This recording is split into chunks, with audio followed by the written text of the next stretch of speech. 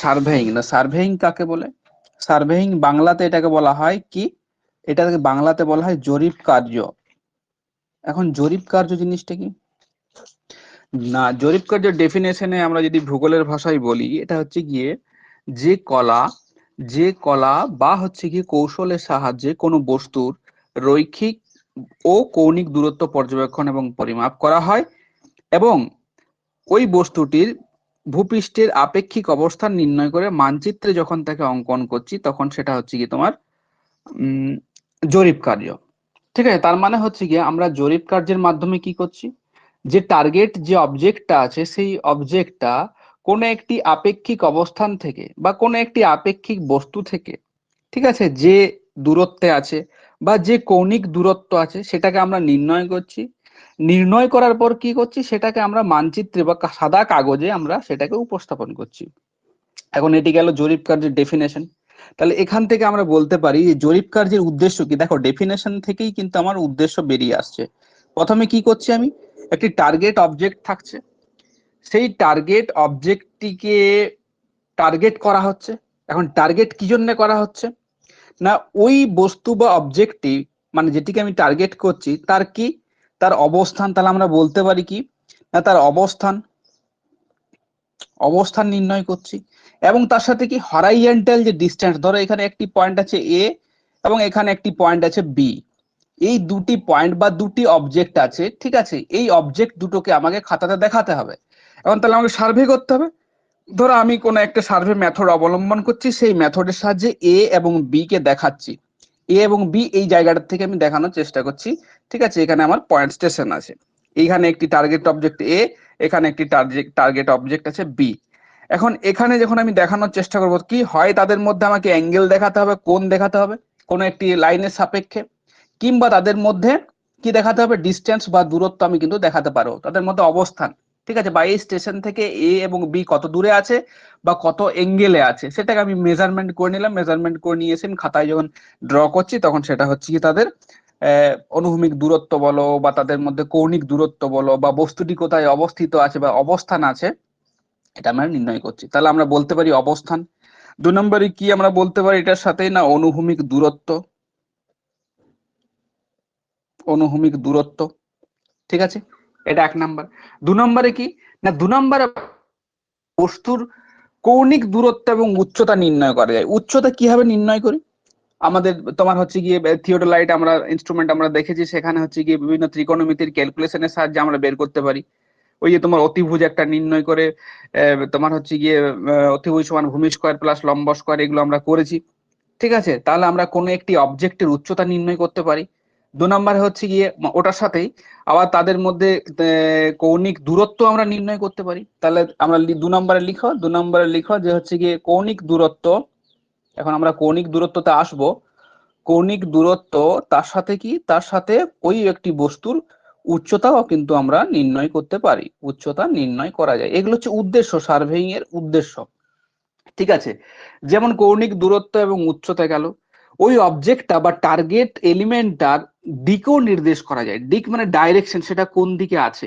ঠিক আছে, তাহলে আমরা 3 নম্বরে, প্রধান 3 নম্বরে আমরা বলতে পারি যে ওই টার্গেট যে অবজেক্টটা আছে সেই টার্গেট অবজেক্টটার কি আমরা দিক নির্দেশ করতে পারি,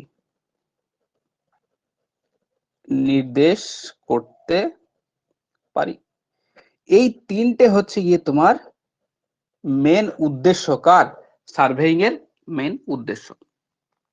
এখন সার্ভেইং তো আর এইভাবে করা যায় না। ঠিক আছে, আমি বললাম সার্ভে করে নিলাম বা তোমার হচ্ছে গিয়ে জরিপ কার্য করে নিলাম। সার্ভেইং করার সময় আমাকে যে সমস্ত জিনিসগুলো মাথায় রাখতে হবে, দেখবে আমরা যখন মানচিত্র বা ম্যাপ করি কি করি, এরকম একটা মানচিত্র যখন অঙ্কন করি, একটা এরকম অ্যালাইনমেন্ট করি না, সেটাতে নর্থ দিয়ে দিই, এই দিকটা হচ্ছে গিয়ে মানচিত্রের নর্থ দিক। ঠিক আছে, তার মানে প্রথম কাজ হচ্ছে গিয়ে আমাকে কোনো একটা লাইন নিতে হবে। দেখো আমাদের পৃথিবী পৃষ্ঠে যে সমস্ত বস্তুগুলো আছে বা অবজেক্ট গুলো আছে তাদের অবস্থানের কথা যখন আমরা বলি, যখন ম্যাপে বা মানচিত্রে প্রেজেন্ট করার চেষ্টা করি, পুরোটাই হচ্ছে কি আপেক্ষিক, আপেক্ষিক বা রিলেটিভ। কি রকম, যেমন ধরো ধরো তোমাকে যদি বলি যে তোমার বাড়ি কোথায়, তুমি বললে যে আমার বাড়ি হচ্ছে বর্ধমানে, দিয়ে আমি বললাম বর্ধমানের কোথায়। ঠিক আছে, তুমি বললে যে ঠিক আছে বর্ধমানের স্টেশন থেকে 1 কিলোমিটার গেলে এই হসপিটাল থাকবে, হসপিটালের পাশেই ঠিক আমার বাড়ি। এই যে তুমি যখন বলছো হসপিটালের পাশেই ঠিক আমার বাড়ি, তার মানে রিলেটিভ, হসপিটালের পাশেই, হসপিটালকে তুমি রিলেটিভ হিসেবে ব্যবহার করছো। ঠিক আছে, হসপিটাল ছাড়া তুমি কিন্তু তোমার যে ঘরের অবস্থান, সেই ঘরের অবস্থান কিন্তু তুমি ঠিকঠাক বলতে পারছো না, তোমাকে একটা কোনো আপেক্ষিক নিতে হচ্ছে। তার মানে হচ্ছে কি তোমার অবস্থানটা আপেক্ষিক।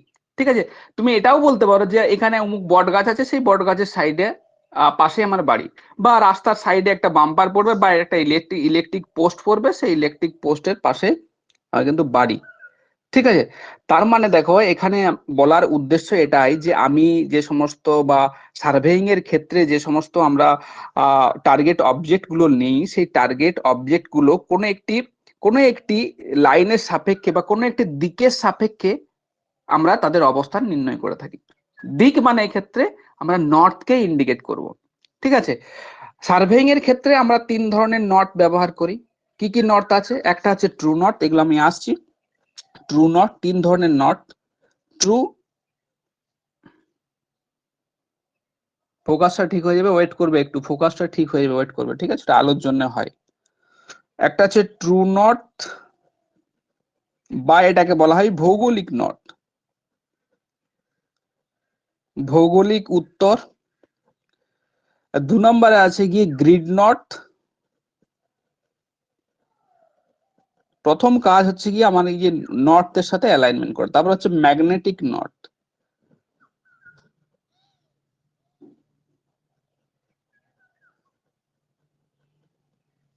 এখন এই যে ট্রু নর্থ বা ভৌগোলিক নর্থ কি জিনিস আমি পরপর আসছি, দেখো না। ট্রু নর্থ হচ্ছে গিয়ে আমাদের যদি পৃথিবীকে আমরা দেখি, পৃথিবীর যে তোমার হচ্ছে গিয়ে মেরিডিয়ান গুলো আছে বা দ্রাঘিমা রেখাগুলো আছে, যে দ্রাঘিমা রেখাগুলো যে স্থান বরাবর মিলিত হচ্ছে উত্তর এবং দক্ষিণে, বা যে স্থান বরাবর মিলিত, আমাদের দ্রাঘিমা রেখা থাকে না পৃথিবীর এদিকে, ধরো পৃথিবীর চারিদিকে আমাদের দ্রাঘিমা রেখা আছে, কোন একটি স্থানে গিয়ে এরকম স্থানে গিয়ে মিলিত হচ্ছে, এরকম স্থানে গিয়ে এখান থেকে মিলিত হচ্ছে, এখানে তোমার মিলিত হচ্ছে, এইভাবে মিলিত হচ্ছে। ঠিক আছে, এইভাবে কোন একটি জায়গাতে এসে মিলিত হচ্ছে। ঠিক আছে, এই যে তোমার যে জায়গা বরাবর মিলিত হচ্ছে বা যে স্থানে এসে মিলিত হচ্ছে, সেই স্থানটি হচ্ছে কি তোমার ভৌগোলিক নর্থ বা ট্রু নর্থ। তাহলে ভৌগোলিক নর্থ বা ট্রু নর্থ কি মনে রাখবে? ট্রু নর্থ মানে হচ্ছে গিয়ে যে আমাদের কাল্পনিক যে দ্রাঘিমা রেখাগুলো আছে, সেই কাল্পনিক রেখাগুলো পৃথিবীর যে স্থান বরাবর মিলিত হচ্ছে। ঠিক আছে, যে স্থান বরাবর মিলিত হচ্ছে সেটা উত্তর হতে পারে এবং দক্ষিণ হতে পারে। যেখানে উত্তরে মিলিত হচ্ছে সেটা হচ্ছে কি ট্রু, তোমার হচ্ছে ট্রু নর্থ।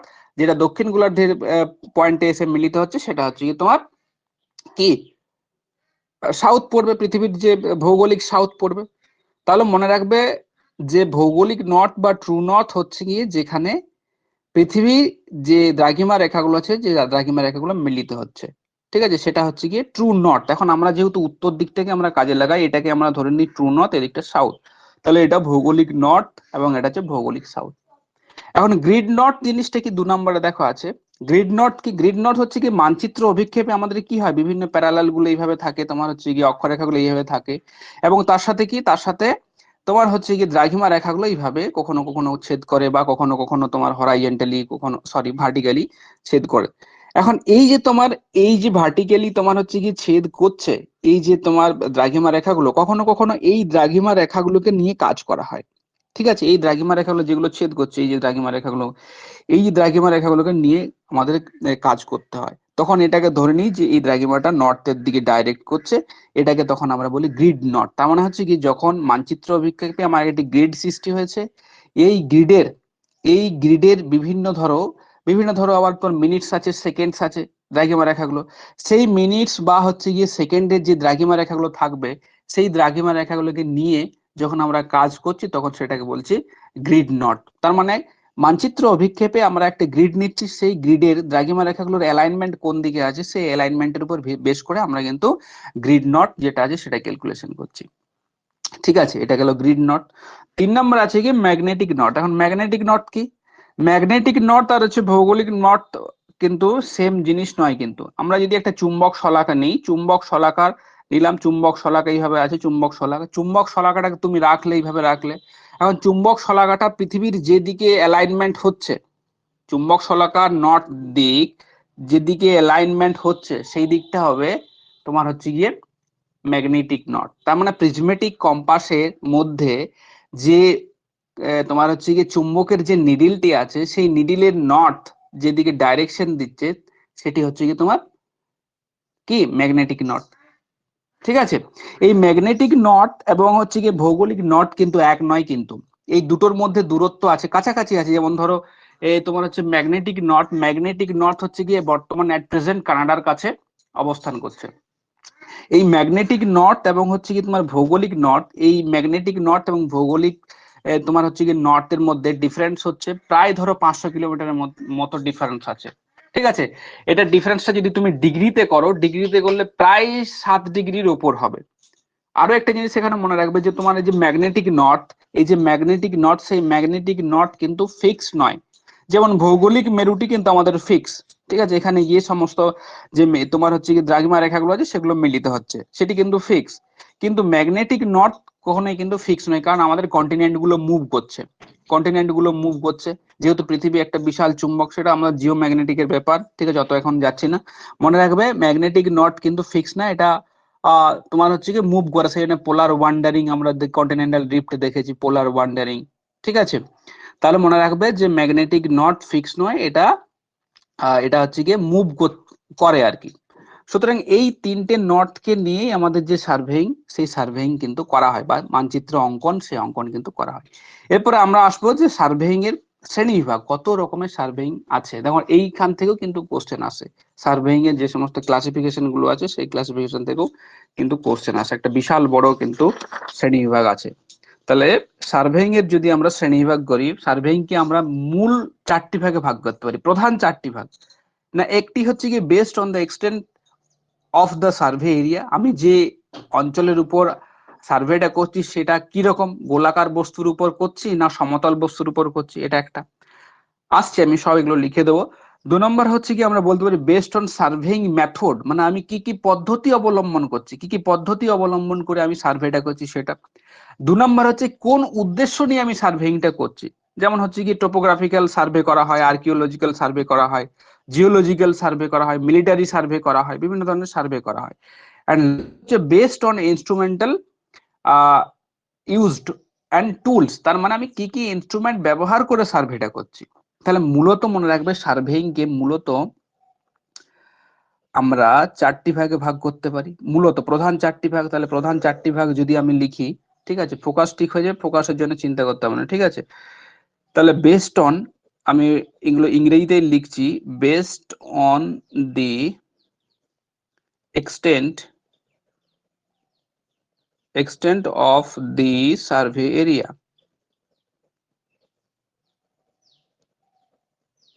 মানে আমার সার্ভে এরিয়াটা কেমন, সেই সার্ভে এরিয়ার উপর আমরা বেস করে এটাকে দুটো ভাগে ভাগ করতে পারি। একটা হচ্ছে জিওডেটিক সার্ভেইং, একটা হচ্ছে প্লেন সার্ভেইং। আমি পরে পরে আসছি, এগুলো এক লাইন করে বলে দেবো, সার্ভেইংটা লেখার দরকার নেই। প্লেন সার্ভেইং তোমরা অ্যাড করে নেবে, জিওডেটিক সার্ভেইং এবং প্লেন সার্ভেইং। দেখো তাহলে প্রথমে হচ্ছে কি based on the extent of the survey area, মানে সার্ভে এরিয়াটা কেমন, আমি যে সার্ভেটা করছি সেটা ফ্ল্যাট এরিয়াতে করছি না কার্ভড এরিয়াতে করছি। ঠিক আছে, মানে হচ্ছে কি আমাদের পৃথিবীর যে সারফেসটাকে, সেই সারফেসটাকে আমরা কার্ভ ধরছি না সমতল ধরছি, এটা মেন কথা। তাহলে সেটার উপর বেশ করে দুটো ভাগে ভাগ করা হচ্ছে, একটা জিওডেটিক সার্ভে, পরীক্ষাতে কিন্তু কোশ্চেন আছে যে জিওডেটিক সার্ভেটা কি বা প্লেন সার্ভেটা কি, এরকম ডেফিনেশন দিয়ে দিবে। জিওডেটিক সার্ভে তোমার হচ্ছে ডেফিনেশন দিয়ে বলে দেবে যে এটা কোন ধরনের সার্ভে, বা প্লেন সার্ভেইং এর ডেফিনেশন দিয়ে বলে দেবে যে এটা কোন ধরনের সার্ভে। যদিও তোমাদের সিলেবাস এত কিছু নেই, তবু একটা এক লাইন করে জেনে রাখ। আমি কি বললাম, এটা আউট অফ দ্য বক্স, এই যেটা তোমাদের পড়াচ্ছি এটা 11-12 খুব কমই আছে, 9-10 তো নেই, কিন্তু বাই চান্স কোনো কারণে যদি কোশ্চেন দিয়ে দেয় তখন কিন্তু আটকে যাবে। তাহলে based on the extent survey area, geodetic আর হচ্ছে প্লেন। 2 নম্বরে কি বলেছিলাম, যে based on surveying method, based on surveying method,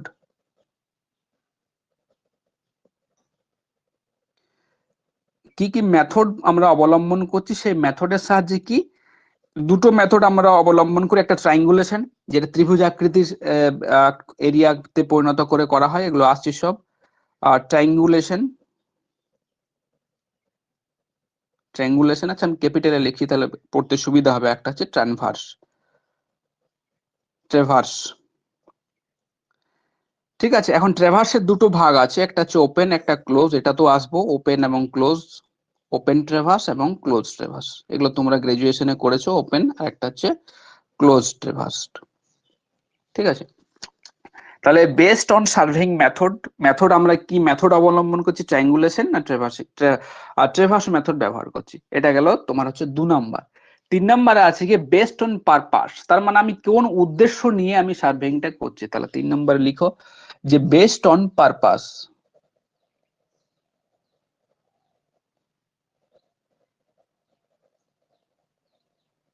based on পারপাসের উপর বেস করে অনেকগুলো ভাগ আছে, এগুলো অতগুলো ভাগ পড়ার দরকার নেই, শুধুমাত্র লিখে রাখবে।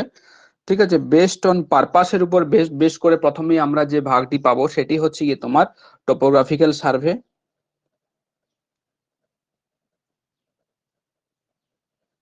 গ্রাফিক্যাল সার্ভে, তারপরে পাবো আমরা হচ্ছে গিয়ে আর্কিওলজিক্যাল,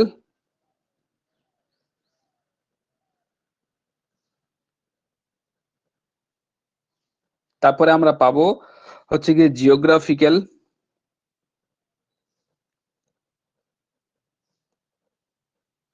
তারপরে আমরা পাবো জিওলজিক্যাল। এগুলো সব সার্ভে সার্ভে অ্যাড করে দিও। ঠিক আছে, আমরা আরো পাবো হচ্ছে গিয়ে তোমার যেমন ইঞ্জিনিয়ারিং, এগুলো আমি কমা কমা দিয়ে লিখে দিচ্ছি, এটারই ভাগ। ঠিক আছে, জায়গা নেই তো ইঞ্জিনিয়ারিং। তারপরে আমরা পাবো মিলিটারি, তারপরে আমরা পাবো রুট সার্ভে, তারপরে আমরা পাবো প্ল্যানিং সার্ভে, তারপরে আমরা পাবো ক্যাডাস্ট্রাল সার্ভে।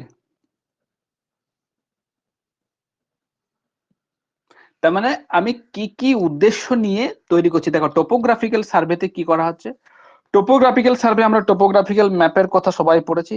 এখানে কি করছে, এখানে দেশের একটা মেজারমেন্ট বা জরিপ যে নিরীক্ষণ বিভাগ থাকবে, যেমন আমাদের সার্ভে অফ ইন্ডিয়া আছে, বিভিন্ন দেশের ক্ষেত্রে সেটা বিভিন্ন রকম। ঠিক আছে, তারা কি করছে, তারা বিভিন্ন প্রাকৃতিক এবং সাংস্কৃতিক বিষয়গুলো, যেমন আমরা টোপোগ্রাফিক্যাল ম্যাপে যে সমস্ত বিষয়গুলো দেখতে পাচ্ছি সেটাও কিন্তু ওয়ান টাইপ অফ সার্ভে।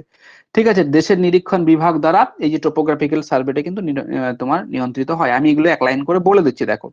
তারপরে হচ্ছে আর্কিওলজিক্যাল সার্ভে, যেখানে হচ্ছে কি ঐতিহাসিক কোনো বিষয়বস্তু আছে সেখানে যখন সার্ভে করা হয় তখন সেটা হচ্ছে কি, বা তার উদ্দেশ্য যখন সার্ভে করা হয় তখন সেটা আর্কিওলজিক্যাল হয়। জিওগ্রাফিক্যাল সার্ভে কি করা হচ্ছে, জিওগ্রাফিক্যাল সার্ভেতে এখানে প্রাকৃতিকের সাথে শুধুমাত্র সাংস্কৃতিক বিষয়গুলো দেখানো হচ্ছে। টোপোগ্রাফিক্যালে কি সার্ভে করা হচ্ছে না, মানুষের রাস্তাঘাট, মানুষের তৈরি সমস্ত কিছু যাবতীয় বিষয়কে এখানে তোমার পুঙ্খানুপুঙ্খ ভাবে দেখানো হচ্ছে টোপোগ্রাফিক্যাল সার্ভেতে।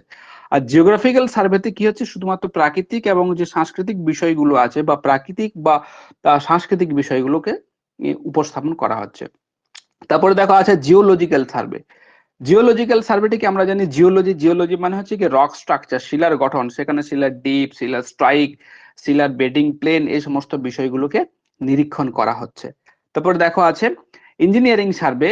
ইঞ্জিনিয়ারিং সার্ভেতে কি করা হচ্ছে, ইঞ্জিনিয়ারিং সার্ভেতে ইঞ্জিনিয়ারিং পারপাস, এই যে তোমার বাড়ি করবে, ঘর করবে, ঠিক আছে, বা ব্রিজ বানাবে, সেখানের মাটির কন্ডিশন কি রকম আছে, সেখানে কত কি পরিমাণ অ্যামাউন্ট লাগবে, কত রক্স লাগবে, এই সমস্ত বিষয়গুলো ইঞ্জিনিয়ারিং সার্ভের অন্তর্ভুক্ত।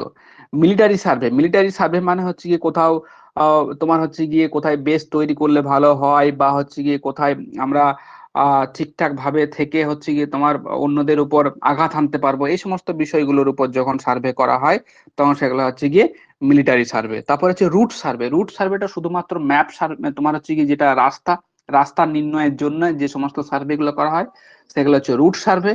প্ল্যানিং হচ্ছে গিয়ে ভারতের বিভিন্ন আমি ভারতের রেসপেক্টিভে বলছি, ধরো প্ল্যানিং সার্ভের ক্ষেত্রে কোনো একটি জায়গাতে যখন কোনো ডেভেলপমেন্ট করার জন্য যে প্ল্যান গুলো করা হয় এবং তার জন্য যে নিরীক্ষণ গুলো করা হয় সেগুলো হচ্ছে গিয়ে প্ল্যানিং সার্ভের মধ্যে পড়ে। তারপর আছে ক্যাডাস্ট্রাল সার্ভে। ক্যাডাস্ট্রাল সার্ভে হচ্ছে গিয়ে যে কোনো একটি অঞ্চলের বাউন্ডারি নির্ণয়ের ক্ষেত্রে, আমরা জানি ক্যাডাস্ট্রাল বা মৌজা মানচিত্রের কথা আমরা পড়েছি, সেখানে কি হয়, ক্যাডাস্ট্রাল মানচিত্রে কি থাকে, ক্যাডাস্ট্রাল মানচিত্রে যে ভূমি রাজস্ব অনুযায়ী তোমার হচ্ছে বিভিন্ন প্রত্যেকের জমি জমা সংক্রান্ত বিষয়গুলো উপস্থাপন করা হয়, বা কার কতটা জমি আছে সেগুলো ক্যাডাস্ট্রাল ম্যাপে দেখা হয়।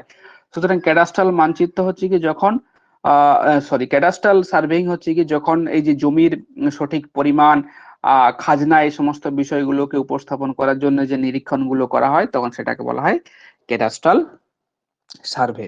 এটা গেল বেসড অন পারপাস, ঠিক আছে। এবার আছে গিয়ে বেসড অন হচ্ছে গিয়ে ইনস্ট্রুমেন্ট অ্যান্ড টুলস। 4 নাম্বার আছে বেসড অন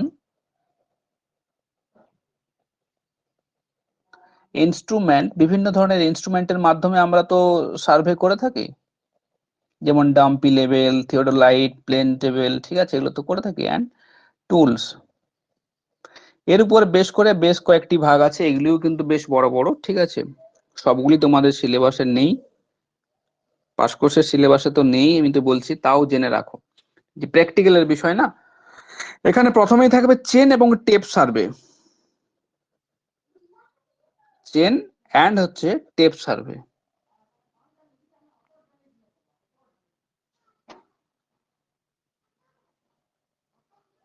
আচ্ছা, চেন এবং টেপ সার্ভে আমি তো কালকে মেসেজ দিয়েছিলাম গ্রুপে যে তোমরা এই লিংকে অ্যাড হবে। তারপরে আছে প্রিজমেটিক সার্ভে, দেখো কোশ্চেন কিন্তু এইগুলোর থেকে আসে, প্রিজমেটিক সার্ভে। তারপরে আছে গিয়ে প্লেন টেবিল সার্ভে,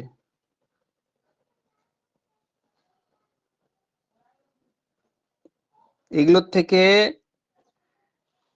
থেকে আমি বলছি কি কোশ্চেন আসে এগুলোর থেকে, বিশেষ করে ভাইভাতে যখন ভাইভা দিতে যাবে তখন কিন্তু এগুলোর থেকে বেশি কোশ্চেন জিজ্ঞাসা করা হয়, এটা ডিপেন্ড করছে এক্সামিনারের উপর। কিন্তু প্র্যাকটিক্যাল পোর্শন আসলেই কিন্তু এই সমস্ত জায়গাগুলো থেকে কোশ্চেন কিন্তু এক্সামিনার করবেই, আমি ভাইবার কথা বলছি। কারণ এখানে অনেক কিছু আছে, বিয়ারিং আছে, তারপর হচ্ছে গিয়ে হোল তোমার হচ্ছে বিভিন্ন ধরনের ক্যালকুলেশন আছে, বা বিভিন্ন ধরনের ইনস্ট্রুমেন্ট আছে, সেই ইনস্ট্রুমেন্টের ভাগ, বা কোন ইনস্ট্রুমেন্টটা কোন ধরনের বা কোন ধরনের টুলস, বিভিন্ন ধরনের টুলস বিভিন্ন ইনস্ট্রুমেন্ট ব্যবহার করা হয়, তাদের ব্যবহার কি, এগুলো কিন্তু ভাইভার কোশ্চেনের জন্য খুবই উপযোগী। তাহলে দেখো প্লেন টেবিল সার্ভে, তারপরে আছে কি তোমার ডাম্পি লেভেল সার্ভে, সার্ভেটা আমি লিখছি, তাও লিখে দিচ্ছি নাও, ডাম্পি লেভেল সার্ভে। দেন আছে থিওডোলাইট সার্ভে,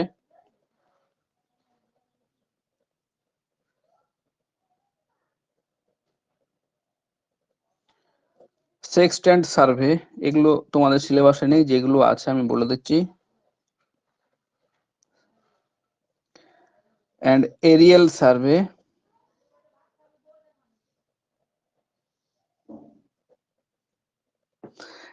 তোমাদের এখানে যে সমস্ত বিষয়গুলো থেকে কোশ্চেন আসবে সেটা হচ্ছে চেন এবং টেপ সার্ভে, যেটা একবারে খুবই সহজ ব্যাপার। প্রিজমেটিক যে সার্ভে আছে বা প্রিজমেটিক কম্পাস সার্ভে যেটা আমরা করি, প্রিজমেটিক কম্পাস সার্ভে বিভিন্ন ধরনের আমরা বিয়ারিং ক্যালকুলেশন করি, whole circle bearing quadrant bearing, এগুলো আমরা আছে, এগুলো কনভার্সন গুলো অনেক সময় পরীক্ষাতে আসে। প্লেন টেবিল সার্ভের উদ্দেশ্য, এর মেরিটস এবং ডিমেরিটস এগুলো আছে, ঠিক আছে। আরেকটা কথা বলতে ভুলে গেলাম, চেন এবং যে টেপ সার্ভে, চেন এবং টেপ সার্ভেতে যে বিভিন্ন ধরনের চেন ব্যবহার করা হয় এবং সেই চেনের মধ্যে কতগুলি লিঙ্ক আছে, ঠিক আছে, কতগুলি লিঙ্ক আছে, বা হচ্ছে কি তোমার কতগুলি রিং আছে, ঠিক আছে, এই সমস্ত বিষয়গুলো কিন্তু জানতে চাই। প্রিজমেটিক সার্ভের ক্ষেত্রে এখানে বিয়ারিং কত ধরনের হতে পারে, বা বিয়ারিং জিনিসটা কি, বা বিয়ারিং ডেফিনেশন, বিয়ারিং কি, বিয়ারিং এর কত প্রকার ভাগ আছে, সেগুলি কিন্তু কোশ্চেন আসতে পারে। প্লেন টেবিল সার্ভের আমরা ব্যবহার কোন কোন অঞ্চলের ক্ষেত্রে ব্যবহার করতে পারি, বা এর সুবিধা এবং অসুবিধা, এগুলো কিন্তু পরীক্ষাতে আসে। ডাম্পি লেভেল সার্ভেতে কি আসবে, ডাম্পি লেভেল সার্ভেতে ডাম্পি লেভেলে যে সমস্ত ইনস্ট্রুমেন্ট গুলো ব্যবহার করা হয় সেই ইনস্ট্রুমেন্ট গুলোর উদ্দেশ্য কি, বা কোন উদ্দেশ্য নিয়ে তাদের কাজ কি, সেগুলো কিন্তু জিজ্ঞাসা করে বা পরীক্ষাতে আসতে পারে। থিওডোলাইটেও ক্ষেত্রে সেম, থিওডোলাইটেও হচ্ছে গিয়ে তাই। থিওডোলাইটে বিভিন্ন ধরনের যে টুলস গুলো আছে, একটা থিওডোলাইট যন্ত্রে থিওডোলাইট কত প্রকারের হতে পারে, বা থিওডোলাইটের মধ্যে যে সমস্ত টুলস গুলো আছে সেই টুলস গুলোর কাজ কি, সেগুলো নিয়ে কিন্তু পরীক্ষাতে কোশ্চেন আসতে পারে। এবং অবশ্যই এদের থিওডোলাইট দিয়ে আমরা কি কি করতে পারি, অবজারভেশন বা কি কি গুলো ক্যালকুলেশন করতে পারি, সেগুলো কিন্তু পরীক্ষাতে আসতে পারে। সেক্সটেন্ট তোমাদের সেইভাবে নেই, এবং এরিয়াল সার্ভে হচ্ছে গিয়ে যেটা হচ্ছে গিয়ে ফটোগ্রাফি, তোমার হচ্ছে গিয়ে যেটা রিমোট সেন্সিং এবং এরিয়াল ফটোগ্রাফিতে চলে যাচ্ছে সেই পোর্শনটা, সেগুলো আমরা রিমোট সেন্সিং এবং জিআইএস যখন করবো তখন এগুলো আসবো, ঠিক আছে। এখন দেখো, এখন আমরা প্রথমেই আসবো যেটা হচ্ছে গিয়ে, এখানে আমরা পরে শুরু করছি, এখানে জিওডেটিক এবং প্লেন সার্ভে নিয়ে আমি দু চার কথা বলে দিই তোমাদেরকে, যে জিওডেটিক এবং প্লেন সার্ভে কি। জিওডেটিক হচ্ছে গিয়ে এখানে, জিওডেটিক সার্ভের ক্ষেত্রে মনে রাখবে যে এখানে সমগ্র পৃথিবীকে একটি হচ্ছে কি কার্ভ হিসেবে দেখা হয়। কি বলছে, in this survey the curvature of the earth is taken into the prime consideration. তার মানে জিওডেটিক সার্ভেতে কি করা হচ্ছে? জিওডেটিক সার্ভেতে আমার পৃথিবীকে কি একটা বক্রভাবে, তাহলে পৃথিবীকে বক্র হিসেবে দেখা হচ্ছে। যদিও পৃথিবীর একটা কার্ভ পাথ আছে বা কার্ভেচার আছে, তার মানে আমরা এখানে জিওডেটিক যে সার্ভেটা করব, সেই সার্ভেটা কি হিসেবে করব না, আমরা এখানে পৃথিবীকে বক্র হিসেবে ধরে নিয়ে যে সার্ভেগুলো করবো, যে পৃথিবী আস্তে আস্তে তোমার রাউন্ড শেপ আছে বা সার্কুলার শেপ আছে, ঠিক সার্কুলার শেপটা নয়, ঠিক না, জিওডের মতো, ঠিক আছে। সুতরাং আমরা এখানে ধরে নিচ্ছি যে হচ্ছে গিয়ে যে একটা কার্ভেচার পাথ আছে, সেই কার্ভেচার পাথের উপর বেস করে যখন আমরা সার্ভেগুলো করি, তখন সেটা হচ্ছে জিওডেটিক সার্ভে, ঠিক আছে। আর এই জিওডেটিক সার্ভে ব্যবহার করার সময় কি উন্নত মানের যন্ত্রের ব্যবহার করা হয়, দু চার কথা লিখে না।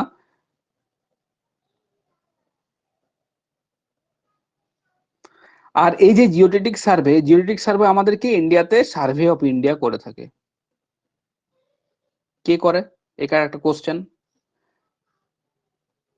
সার্ভে অফ ইন্ডিয়া, ঠিক আছে। তাহলে জিওডেটিক সার্ভে কি করছে না, জিওডেটিক সার্ভে করছে সার্ভে অফ ইন্ডিয়া। তাহলে দেখো জিওডেটিক সার্ভেতে কি করা হচ্ছে না, পৃথিবীকে বক্র হিসেবে অ্যাজিউম তো যেহেতু পৃথিবী বক্রই, ঠিক আছে, করে নিয়ে যখন আমরা সার্ভেটা করছি, তখন সেটা হচ্ছে জিওডেটিক সার্ভে। এখন সেকেন্ড আছে কি প্লেন সার্ভে। এই যে তোমার প্লেন সার্ভে আছে, প্লেন সার্ভে কি, এখানে মনে রাখবে প্লেন সার্ভে ছোট একটি অঞ্চলে নিরীক্ষণের জন্য খুবই উপযোগী। প্লেন সার্ভেতে কি করা হয় না, প্লেন সার্ভেতে মনে রাখবে কোন এরিয়ার উপর করা হয়, মনে রাখবে মিনিমাম যে জায়গাটা, ম্যাক্সিমাম যে জায়গাটা, মিনিমাম এখানে নয়, এখানে একটা ম্যাক্সিমাম জায়গা যেমন 200 স্কোয়ার কিলোমিটার ধরে নেওয়া হয়, 200 স্কোয়ার কিলোমিটার ধরে নেওয়া হয়। তার মানে আমরা বলতে পারি যে সেই প্লেন সার্ভেগুলো 200 স্কোয়ার কিলোমিটারের মধ্যে করা হয়, ঠিক আছে। এই প্লেন সার্ভে আমাদের ভূগোলের ছাত্রছাত্রীদের জন্য খুবই উপযোগী। কোনো একটি অঞ্চলে আমরা গেলাম, সেখানে ট্রেন যে সমস্ত আছে, তারপর আছে ভেজিটেশন যে সমস্ত আছে, বা রিলিফ ফিচার যে সমস্ত আছে, সেই সমস্ত বিষয়গুলোকে এখানে অবজার্ভ করা হচ্ছে। তার মানে মনে রাখবে যে সেই প্লেন সার্ভে হচ্ছে গিয়ে একটি ছোট অঞ্চলের মধ্যেই করা হয়, যেমন 200 কিলোমিটার, বা কেউ ধরো থিসিস পেপার সাবমিট করছেন বা কেউ ডক্টরেট করছেন, তার যে এরিয়াটা, সেই এরিয়াটা এখানে প্লেন সার্ভের উপরে কিন্তু পড়তে পারে। সুতরাং আমরা এখানে বলতে পারি যে ছাত্রছাত্রীরা যে সমস্ত সার্ভে বা নিরীক্ষণ করেন, ঠিক আছে, গবেষণার জন্য, সেটা সবই হচ্ছে গিয়ে পড়বে প্লেন সার্ভের আন্ডারে, ঠিক আছে। এই দুটো গেল হচ্ছে গিয়ে তোমার জিওডেটিক এবং প্লেন সার্ভে।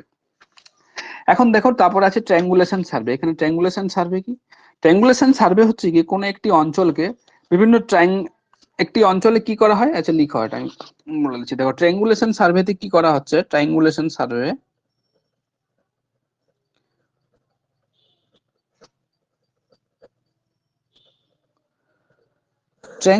সার্ভেতে কি করা হচ্ছে না, একটি অঞ্চলকে ত্রিভুজের আকারে ভাগ করে নেওয়া হচ্ছে। মানে সার্ভেটা করা হয়, একটি তো নয়, অনেক ত্রিভুজ থাকবে, একটি একটি ত্রিভুজে করে করা হয়। একটি অঞ্চলকে ত্রিভুজের আকারে ভাগ করে সার্ভে করা হয়, বুঝছে। 2 নম্বর পয়েন্ট আমরা বলতে পারি যেখানে কৌণিক দূরত্ব এবং অনুভূমিক দূরত্ব পরিমাপ করা হয়। প্রত্যেকটাই কৌণিক দূরত্ব এবং অনুভূমিক দূরত্ব পরিমাপ করা হয়, অনুভূমিক দূরত্ব পরিমাপ করা হয়।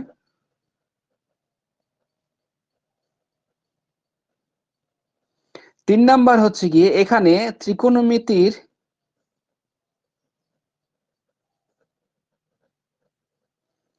বিভিন্ন পদ্ধতি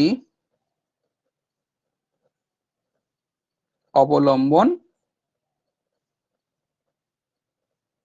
করা হয়। এবারে দেখো, সাপোজ এরকম একটি জায়গা আছে, এর উপর হচ্ছে কি তোমার ট্রায়াঙ্গুলেশন সার্ভে করা হলো, 3টে স্টেশন থাকবে, 3টে স্টেশনের মধ্যে ডিস্টেন্স এবং কৌণিক দূরত্ব মাপা হয়। পরবর্তী ক্ষেত্রে তুমি এটা আরো এক্সটেন্ড করতে পারো, এদিক দিয়ে এরকম ভাবেও কিন্তু করতে পারো। এটা তুমি আবার বাড়াতে পারো, এদিক দিয়েও ট্রায়াঙ্গুলেশন সার্ভে এইভাবেও করতে পারো, ঠিক আছে। এইভাবে যখন আমরা সার্ভেটা করে করে যাচ্ছি, ট্রায়াঙ্গুলেশন কোন একটা অঞ্চলকে ত্রিভুজে ভাগ করে নিয়ে, তখনও সেটা হবে গিয়ে ট্রায়াঙ্গুলেশন সার্ভে, সরি এটা এখানে মিট হবে, এইভাবে হবে, ঠিক আছে। আবার এখান থেকে এইভাবে হবে, এইভাবে দেখো প্রত্যেকটা একটা কিন্তু ত্রিভুজ হচ্ছে, প্রত্যেকটা এরকম জায়গাটাকে একটা ত্রিভুজের মধ্যে ভাগ করে যখন আমরা সার্ভেটা করি তখন সেটা হচ্ছে ট্রায়াঙ্গুলেশন সার্ভে। ঠিক আছে, পরেরটা আছে, দেখো কি আছে, ট্রেভার্স সার্ভে। ট্রেভার্স সার্ভেতে যদিও একটু ডিটেলসে পরে আসবো আমরা।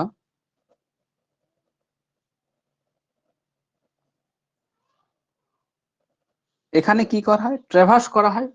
ট্রেভার্স সার্ভে মনে রাখবে সবসময় হচ্ছে গিয়ে রাস্তার সমান্তরালে বা রৈখিক ভাবে করা হয়। ঠিক আছে, কি বলছি মনে রাখবে, এখানে কোশ্চেন আসতে পারে 1 নম্বরে যে হচ্ছে গিয়ে কোন একটি রাস্তার সার্ভে করার জন্য কোন ধরনের সার্ভে পদ্ধতি অবলম্বন করা হয়, ট্রেভার্স সার্ভে। ঠিক আছে, মনে রাখবে এখানে রৈখিক রৈখিক বা রাস্তার সমান্তরালে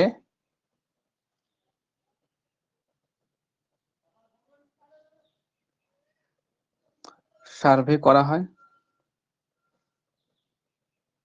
এটা একটা গেল। এখন ট্রেভার্স সার্ভে দু রকম হয়, কি একটা ওপেন আর একটা হচ্ছে ক্লোজড। এটা একটু ডিটেলসে পড়ে আসবো, এখানে অনেকগুলো পয়েন্ট আছে ওপেন এবং ক্লোজ ট্রেভার্সের ক্ষেত্রে। ঠিক আছে, মনে রাখবে এখানে ওপেন হচ্ছে গিয়ে যে ওপেন ট্রেভার্সের ক্ষেত্রে কি হয়, এই যে যখন আমরা সার্ভেটা করি কোন একটি পয়েন্ট থেকে অপর একটি পয়েন্টের দিকে, ঠিক আছে, যখন এইভাবে চলে যাচ্ছে এবং শেষ point A B C D A বিভিন্ন ধরনের অবজেক্ট গুলো আছে বা পয়েন্ট গুলো আছে, এই পয়েন্ট গুলো কি প্রথম পয়েন্ট এবং লাস্ট পয়েন্টের সাথে কোনো যোগ থাকে না বা ঘুরে এসে আবার যোগ হয় না। ঠিক আছে, তার মানে এটা হচ্ছে ওপেন, একটা জায়গাতে শুরু হয় এবং একটা জায়গাতে গিয়ে শেষ হয়। এই ট্রেভার্সটাকে বলা হয় বা এই সার্ভেটাকে বলা হয় ওপেন ট্রেভার্স। আর ক্লোজের ক্ষেত্রে কি হচ্ছে, স্টার্টিং পয়েন্ট এবং এন্ড পয়েন্ট যখন মিলিত হচ্ছে, স্টার্টিং পয়েন্ট এবং এন্ড পয়েন্ট যখন মিলিত হয়ে যাচ্ছে, ধর এটা এ বি সি এবং ডি, তাহলে স্টার্টিং পয়েন্ট এখানে স্টার্টিং হয়েছে এ থেকে, আমি সার্ভে করছি এ থেকে বি, বি থেকে সি, সি থেকে ডি এবং আবার ডি থেকে এ, তার মানে এসে আমার এ তে শেষ হয়ে যাচ্ছে, তার মানে এখানে স্টার্টিং পয়েন্ট এখানেই এন্ড পয়েন্ট। তাহলে ক্লোজ ট্রেভার্সের ক্ষেত্রে স্টার্টিং পয়েন্ট এবং হচ্ছে গিয়ে এন্ড পয়েন্ট দুটো একই জায়গাতে এসে মিলিত হয়, এই ধরনের ট্রেভার্সকে বলা হয় ক্লোজ ট্রেভার্স। ঠিক আছে, এরপরে আমরা আসবো, দেখো চেন সার্ভে বা ট্রেপ সার্ভে, এগুলো আমরা একটু ডিটেলসে পরে আসছি। তাহলে আমার ভাগটা যেটা করেছিলাম, এই যে ভাগটার এখানে প্রথমেই ছিল কি চেন এবং টেপ সার্ভে।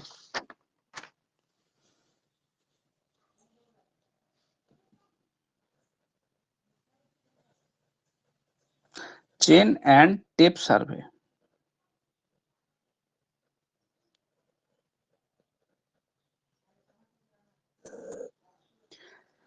চেন মানে বুঝতেই পারছো, লোহার তৈরি চেন থাকে, সেই লোহার তৈরি চেনের সাহায্যে আমরা যখন অনুভূমিক দূরত্ব মেজারমেন্ট করি তখন সেটাকে চেন সার্ভে বলা হয়। আর টেপ মানে হচ্ছে ফিতে, বাংলাতে টেপের অর্থ হচ্ছে ফিতে।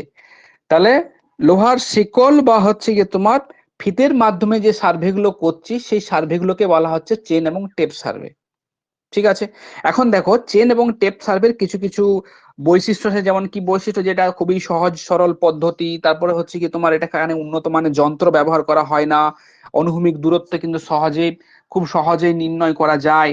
ঠিক আছে, এগুলো হচ্ছে কিছু ফিচার্স। এবার অঞ্চল, কোন অঞ্চলের উপর কিন্তু আমরা চেন এবং টেপ সার্ভে করব, কোশ্চেন কিন্তু এই জায়গা থেকে আসে।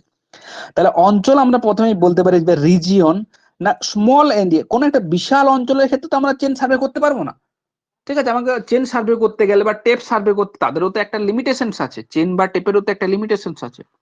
ঠিক আছে, আমি যদি বলি যে পুরো বর্ধমান শহরের হচ্ছে কি তোমার চেন সার্ভে করা সম্ভব নয় তো। শুধু আমি যদি বলি আমার বাড়ির আশেপাশে আমি চেন সার্ভিস করব বা চেন সার্ভে করব বা টেপ সার্ভে করব, সেটা কিন্তু অ্যাপ্লিকেবল।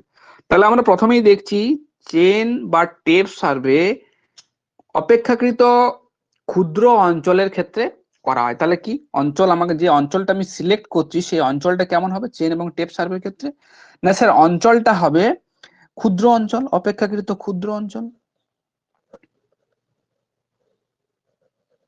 1 নম্বর। 2 নম্বর কি, 2 নম্বর অঞ্চলটি অবশ্যই সমতল হতে হবে, অঞ্চলটি সমতল হতে হবে। 3 নম্বর কি, 3 নম্বর হচ্ছে কি হোমোজেনিয়াস এরিয়া। হোমোজেনিয়াস এরিয়া বলতে এই কারণেই হোমোজেনিয়াস বা এটাকে ওপেন রিজিয়ন বলা হয় ইংরেজিতে, বাংলাতে যদি করো মুক্ত অঞ্চল। মুক্ত অঞ্চল অঞ্চল বলতে এখানে হচ্ছে কি, যেমন যদি ধরো আমাদের সমতল ভূমি রয়েছে এবং সমতল ভূমির সাথে পাহাড়, সমতল ভূমির সাথে কি সেখানে বনভূমি রয়েছে, তাহলে আমরা কিন্তু মেজারমেন্ট করতে পারবো। সমতল ভূমি যেন সমতল ভূমি হয়, সেখানে বনভূমি না থাকে। ঠিক আছে, তার মানে ভূপ্রাকৃতিক বা আমাদের যে ন্যাচারাল ফিচার্স গুলো আছে সেই ফিচার্স গুলো যেন একই রকম হয়। কারণ চেন টেপ সার্ভে করার সময় হচ্ছে যদি বনভূমি পড়ে গেল, জঙ্গল পড়ে গেল, নদী পড়ে গেল, তখন কি আমরা ঠিকঠাক করতে পারবো? তারপর অঞ্চলটি মুক্ত হতে হবে। কিসের দিক দিয়ে মুক্ত হতে হবে? ভূপ্রাকৃতিক বৈশিষ্ট্যের দিক দিয়ে মুক্ত হতে হবে। তাহলে কি অঞ্চলটি ওপেন হওয়া প্রয়োজন বা মুক্ত হওয়া প্রয়োজন? মুক্ত হওয়া প্রয়োজন। এটা গেল 3 নাম্বার। 4 নাম্বারের ক্ষেত্রে এই যে চেন এবং টেপ সার্ভে একমাত্র কৃষি জমি যে সমস্ত আছে, কি কৃষি জমি সীমানা, কৃষি জমির সীমানা নির্ণয়ে খুবই উপযোগী, খুবই উপযোগী। ঠিক আছে, তার মানে অঞ্চল আমরা কৃষি জমির ক্ষেত্রেও কিন্তু আমরা চেন এবং টেপ সার্ভে করতে পারি। এখন এগুলো অঞ্চল। এখন চেন এবং টেপ সার্ভের যে সমস্ত যন্ত্র বা ইনস্ট্রুমেন্ট ব্যবহার করা হয়, সেই সমস্ত যন্ত্র এবং ইনস্ট্রুমেন্ট গুলো কি, দেখো কি কি। তাহলে আমরা এখানে লিখতে পারি যন্ত্র বা ইনস্ট্রুমেন্ট সমূহ, যন্ত্র বা ইনস্ট্রুমেন্ট।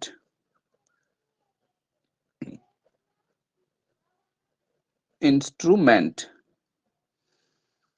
কি কি ইনস্ট্রুমেন্ট ব্যবহার করা হয়?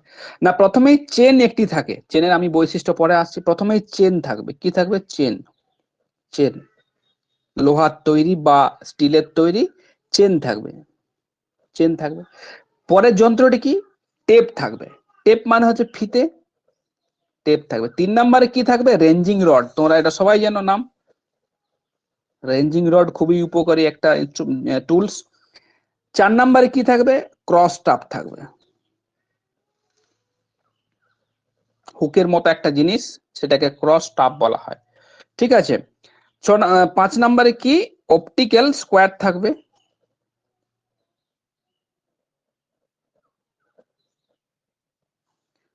তারপরে কি? তারপরে কম্পাস থাকবে। এগুলো হচ্ছে কি চেন এবং টেপ সার্ভে, তোমার হচ্ছে গিয়ে না কম্পাস নয়, হচ্ছে কি তোমার এগুলো সবই পড়ছে হচ্ছে চেন এবং টেপ সার্ভের মধ্যে। তারপরে কি? একটি প্লাম্বব থাকবে। প্লাম্বব মানে ওলন, জানো তো ওলন জিনিসটা কি? ঠিক আছে, প্লাম্বব থাকবে। এবং সাথে কি থাকবে? ফিল্ড বুক থাকবে। সাথে কি? অবশ্যই ফিল্ড বুক থাকবে। আরো দু একটা জিনিস থাকবে, সেগুলো অত ইম্পর্টেন্ট নয় কিন্তু।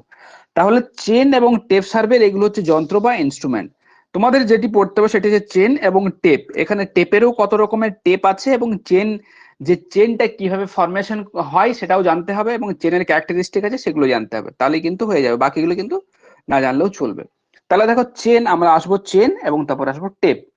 তাহলে চেন কি? না চেন হচ্ছে কি সবসময় মনে রাখবে, একটা হচ্ছে কি তোমার লোহার তৈরি বা স্টিলের তৈরি এক ধরনের লম্বা একটা হচ্ছে কি তোমার বস্তু বা অবজেক্ট।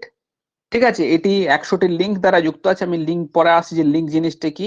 ঠিক আছে, এবং প্রত্যেকটি লিঙ্ক যখন যুক্ত করা হয় 3টি করে রিং থাকে। এখন দেখো চেন যদি আমরা ছবিটা করি কি রকম হয়, চেনটা দেখতে কি রকম হয়। না আমরা চেন, যে চেনটি আমরা মেজারমেন্টের জন্য ব্যবহার করি সেই চেনটি কিরকম হয় দেখো।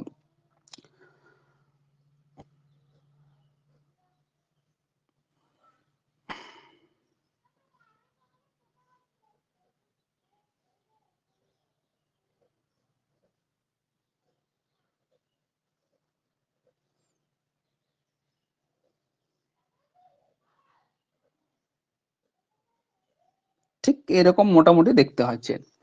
এখন দেখো এই চেনটাতেও কিছু কিছু এই যে তোমার গোল গোল যেগুলো আছে, যেগুলো দিয়ে অ্যাড হয়েছে, এগুলিকে বলা হয় রিং। ঠিক আছে, এগুলিকে বলা হয় রিং। এবং মাঝখানের যে ব্রেক ব্রেক যেগুলো আছে, যেগুলো দেখছো, এগুলো কি? এগুলি হচ্ছে কি লিঙ্ক। এরকম 100টি লিঙ্ক থাকবে। তাহলে আমি চেনের, এগুলি কিন্তু পরীক্ষায় তোমাদের আসে যে কোনটি চেন সার্ভে সম্বন্ধে ঠিক নয়, এদের বৈশিষ্ট্য বলে দেবে যে চেনটি 200টি লিঙ্ক দ্বারা যুক্ত থাকে, প্রত্যেকটি লিঙ্ক 3টি রিং দ্বারা যুক্ত থাকে। দেখো প্রত্যেকটি, দেখো 3টি, এক একটি প্রধান প্রধান যে লিঙ্ক গুলো থাকবে সেই লিঙ্ক গুলো 3টি করে রিং আছে, 1টি 2টি 3টি, 1টি 2টি 3টি।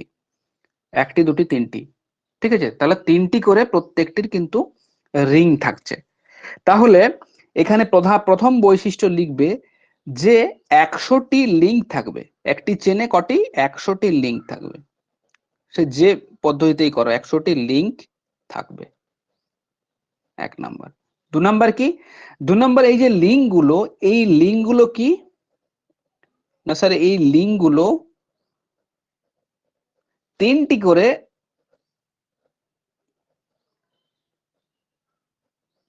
রিং দ্বারা, এই যে রিং, এগুলো রিং, রিং দ্বারা যুক্ত থাকে, ঠিক আছে? মেন দুটোই কিন্তু এই বৈশিষ্ট্য, 100টি লিঙ্ক থাকবে এবং এই লিঙ্কগুলি 3টি করে রিং দ্বারা যুক্ত থাকবে, ঠিক আছে? এখন এই যে চেন, এই চেন কিন্তু আমাদের অ্যাট প্রেজেন্ট 3 ধরনের, যদিও বর্তমানে এখন চেন সার্ভে সেইভাবে করা হয় না। বর্তমানে যদি আমরা এই চেনের শ্রেণীবিভাগ করি, বর্তমানে 3 ধরনের চেন কিন্তু আছে। কি কি? একটা হচ্ছে মেট্রিক চেন, একটা ইঞ্জিনিয়ারিং চেন, আর একটা হচ্ছে গান্টার্স চেন বা গুন্টুরও বলা হয়, গান্টার্স চেন। এখন দেখো তাহলে চেনের যদি আমরা শ্রেণীবিভাগ করি কি হবে না, 3 ধরনের চেন আছে। এদের লেন্থ আছে, লিঙ্কস প্রত্যেকটারে 100 থাকবে, লেন্থটা হেরফের হবে, ঠিক আছে?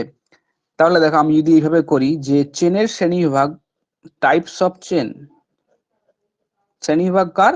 চেনের। তাহলে প্রথমে কি থাকবে? প্রথমে থাকবে মেট্রিক চেন। মেট্রিক চেনের লেন্থ কত হবে? লেন্থ, এদিকে থাকবে লিঙ্কস, প্রত্যেকটার ক্যারেক্টারিস্টিক, এগুলো থেকে কিন্তু কোশ্চেন আসে। Length of each link, length of each link, প্রত্যেকটি লিঙ্কের মধ্যে দূরত্ব। তাহলে প্রথমে কি আছে? প্রথমে আছে metric link, sorry metric link না, মেট্রিক চেন। তাহলে মেট্রিক চেনের লেন্থ কত হতে পারে না, এটা স্যার 30 মিটার হতে পারে, অথবা হতে পারে 20 মিটার, অথবা হতে পারে হচ্ছে গিয়ে 10 মিটার। লিঙ্ক কতগুলি থাকবে? লিঙ্ক 100টি লিঙ্ক থাকবে। এবং লেন্থ অফ ইচ লিঙ্কের তোমার হচ্ছে কি দৈর্ঘ্য কত থাকতে পারে? এটা থাকতে পারে 30 সেন্টিমিটার, অথবা থাকতে পারে 20 সেন্টিমিটার, অথবা থাকতে পারে 10 সেন্টিমিটার। তাহলে দেখো এখান থেকে কিন্তু কোশ্চেন আমার হয়ে গেল। এখান থেকে কি কোশ্চেন হলো, যে যদি বলে যে একটি মেট্রিক চেনের প্রতিটি লিঙ্কের দৈর্ঘ্য কত হতে পারে, কোশ্চেনে দিতে পারে 30 সেন্টিমিটার, 50 সেন্টিমিটার, 10 সেন্টিমিটার। 10 সেন্টিমিটার দেবে না, হয়তো 70 সেন্টিমিটার দিয়ে দেবে। বা মেট্রিক চেনের লেন্থ, টোটাল লেন্থ কত হতে পারে, 100, 200, 30 মিটার, এরকম করে দিয়ে দেবে। তাহলে এটি গেল মেট্রিক চেন। 2 কি আছে? 2 আছে ইঞ্জিনিয়ার চেন। ইঞ্জিনিয়াররা বেশিরভাগ ক্ষেত্রে এই সমস্ত চেন ব্যবহার করেন, এই জন্য এটার নাম হচ্ছে ইঞ্জিনিয়ার চেন, আছে। এটি হতে পারে 100 ফুট। কত? 100 ফুটের লেন্থ হতে পারে। এবং লিঙ্কস কতগুলো থাকতে পারে? লিঙ্কস সেম, লিঙ্কস প্রত্যেকটির এই লিঙ্কস কিন্তু 100টি থাকবে। এবং প্রত্যেকটির কত থাকবে? 100টা যদি ফুট থাকে, তাহলে প্রত্যেকটি ইচ যে লিঙ্ক গুলো থাকবে সেই লিঙ্কের হবে 1 ফুট, 1 ফুট করে দৈর্ঘ্য থাকবে। এটা 2 নাম্বার গেল। 3 নাম্বার কি আছে? 3 নাম্বার আছে গুন্টার্স চেন। এটা কত হতে পারে? এটা 66 ফুট হতে পারে লেন্থ। লিঙ্ক কতগুলি? লিঙ্ক থাকবে 100টি, আর 0.66 ফুট প্রতিটি লিঙ্কের দৈর্ঘ্য, ঠিক আছে? এটা গেল হচ্ছে গিয়ে চেনের শ্রেণী বিভাগ। এরপর আছে দেখো টেপ। টেপ টেপ সার্ভের ক্ষেত্রে টেপের যে সমস্ত আমার শ্রেণী বিভাগ গুলো আছে, টেপ, টেপ ফিতে। টেপ কি? টেপের প্রধানত যে লেন্থ হয় সেগুলো হচ্ছে গিয়ে 50, তোমার হচ্ছে গিয়ে হতে পারে 50 মিটার, 66 মিটার, অথবা 100 ফুট। এগুলো হচ্ছে মিটার, অথবা 100 ফুট হতে পারে, ঠিক আছে? এবং হচ্ছে গিয়ে এগুলি আবার তোমার হচ্ছে গিয়ে 5 রকমের হয় টেপ, আবার ধরো 5 রকমের হয়, এগুলি আবার 5 রকমের হয়। মানে টেপ 5 রকমের হয়, হতে পারে কি কি হতে পারে। একটা হচ্ছে লিনেন টেপ, লিনেন কাপড় জানো তো তোমরা, এগুলো শুধুমাত্র জেনে রাখো, আর কিছু দরকার নেই। Linen tape. 2 নাম্বার হচ্ছে মেটালিক টেপ, মেটালিক টেপ মানে এই টেপটা কিসের তৈরি করা হয়, মেটালের তৈরি করা হয়। তারপরে হতে পারে তো তোমার হচ্ছে কি 3 হতে পারে স্টিল টেপ,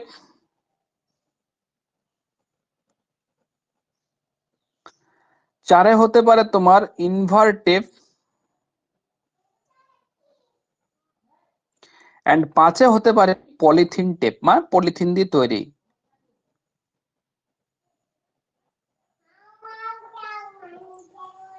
ঠিক আছে, মনে রাখবে এখানে মেটালিক যে টেপ আছে এবং স্টিল টেপ আছে, স্টিল টেপের মাধ্যমে প্রকৃত মাপ পাওয়া যায়।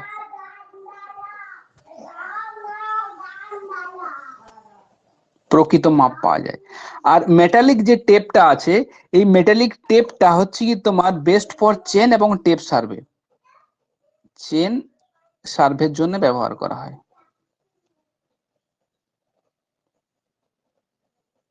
ব্যবহার করা হয়। এগুলো হচ্ছে কি তোমার টেপের যে সমস্ত শ্রেণীগুলো আছে সেই শ্রেণীগুলো। ঠিক আছে, এইবারে দেখো আমরা চলে যাব ট্রেভার্সে চলে যাব। এখানে কিছু কিছু কনসেপ্ট বলার আছে তোমাদেরকে। ওপেন ট্রেভার্সের ক্ষেত্রে যেমন এখানে চেন লাইন আছে, অফসেট লাইন আছে, তারপর হচ্ছে টাই স্টেশন আছে, তোমার হচ্ছে টাই লাইন আছে, এগুলো নিয়ে একটু জানতে হবে এই ব্যাপারগুলো কি। এগুলো গেলো টেপের।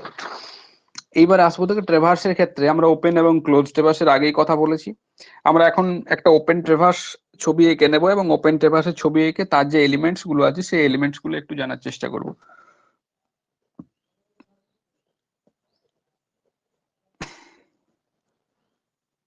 ট্রেভার্স, ঠিক আছে, বড় করে ছবিটা করবে। এটা এ স্টেশন, এটা বি স্টেশন, এটা সি স্টেশন, ঠিক আছে, তোমার হচ্ছে এটা হচ্ছে গিয়ে ডি স্টেশন, এইভাবে করো। হয়েছে। এখন এ বি সি ডি আমার 4টে স্টেশন আছে, এটা হচ্ছে কি তোমার ওপেন ট্রাভার্সের ক্ষেত্রে। এখন এখানে কিছু কিছু টার্ম আছে, সেটা হচ্ছে চেন লাইন,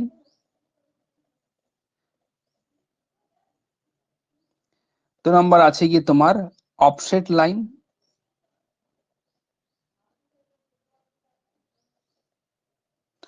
তারপরে আছে টাই স্টেশন,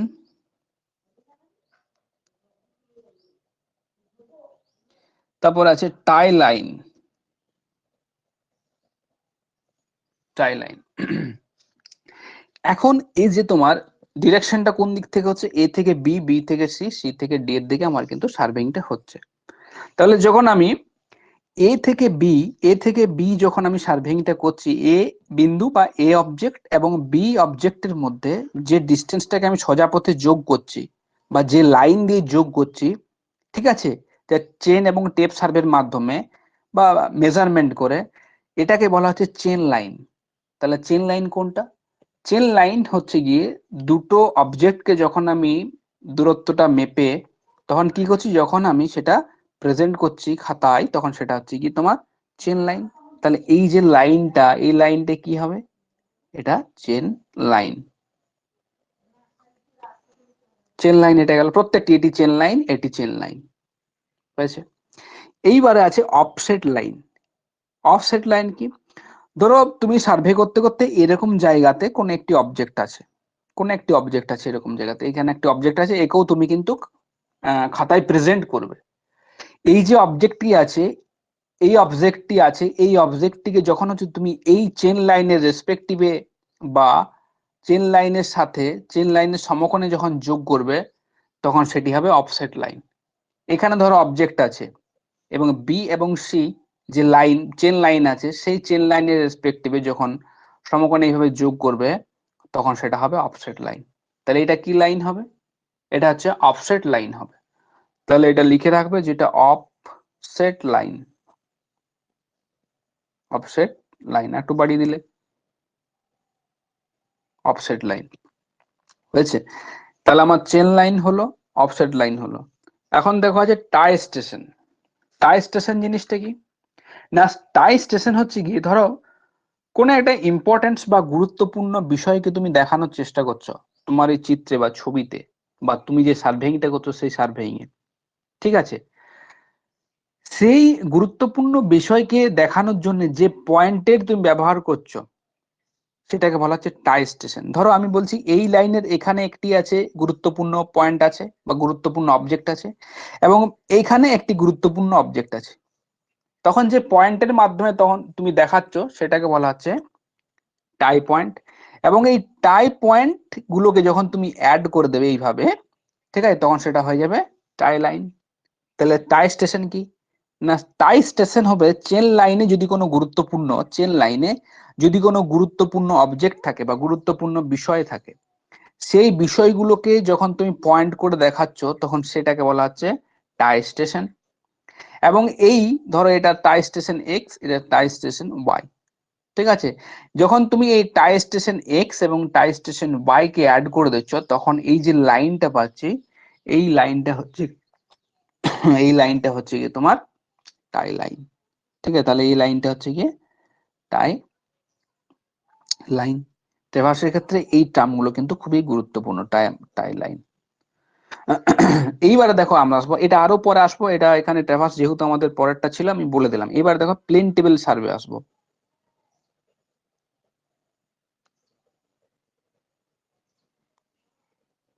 প্লেন টেবিল সার্ভে কি, তোমরা প্লেন টেবিল সার্ভে করেছো নিশ্চয়ই। প্লেন টেবিল সার্ভে কিভাবে করা হয় সে প্রসেসও জানো না। প্রথমে মনে রাখবে যে প্লেন টেবিল সার্ভে শুধুমাত্র তোমার হচ্ছে গিয়ে ছোট এরিয়ার মানচিত্র বা সার্ভে করার জন্য আমরা ব্যবহার করে, তার মানে ছোট অঞ্চলের মানচিত্র তৈরি করতে হলে যে প্লেন টেবিল সার্ভে, সেই প্লেন টেবিল সার্ভে কিন্তু করা হয়।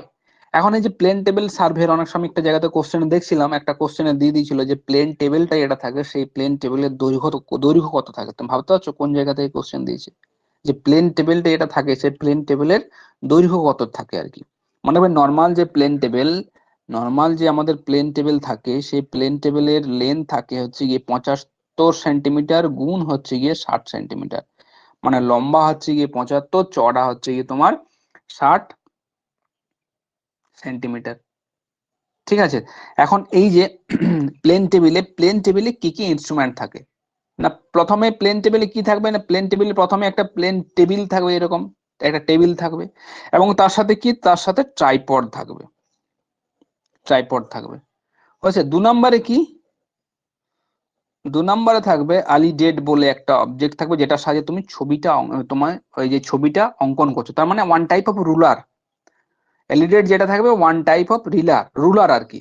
তার মানে যখন তুমি টেবিলের উপর এইভাবে কোনো একটা অবজেক্টকে দেখবে, এখানে কোনো একটা অবজেক্ট আছে, ঠিক আছে, এই অবজেক্টটাকে যখন দেখবে তখন হচ্ছে কি তোমাকে সে বিভিন্ন পদ্ধতি, রেডিয়েশন মেথডে হোক বা ইন্টারসেকশন মেথডে হোক, তখন যে রুলারটা, এরকম একটা রুলার থাকে, ঠিক আছে, এরকম ঠিক রুলার একটা থাকে, ঠিক আছে, এরকম একটা রুলার থাকে, এইটাকেই এলিডেড বলা হয়। ঠিক আছে, এখানে রুলার থাকে, এটা এরকম একটা স্কেল থাকে, এই স্কেলটাকে এখানে বসিয়ে তোমাকে এইভাবে কাজ করতে হয় কিন্তু, ঠিক আছে, এটাকে এইভাবে বসিয়ে কাজ করতে হয়। এই যে এটাকেই বলা হচ্ছে এলিডেড। ঠিক আছে, এটার সাহায্যে তুমি কিন্তু প্লেন টেবিলের উপর যে চিত্রটা সেই চিত্রটা কিন্তু অঙ্কন করবে। 3 নম্বরে থাকে স্পিরিট লেভেল। তার মানে এটা লেভেল একটা হচ্ছে কি ওই যে ওয়াটার জল বাল্ব থাকে আর কি, যেটার সাথে তুমি ইনস্ট্রুমেন্টটা লেভেল করবে।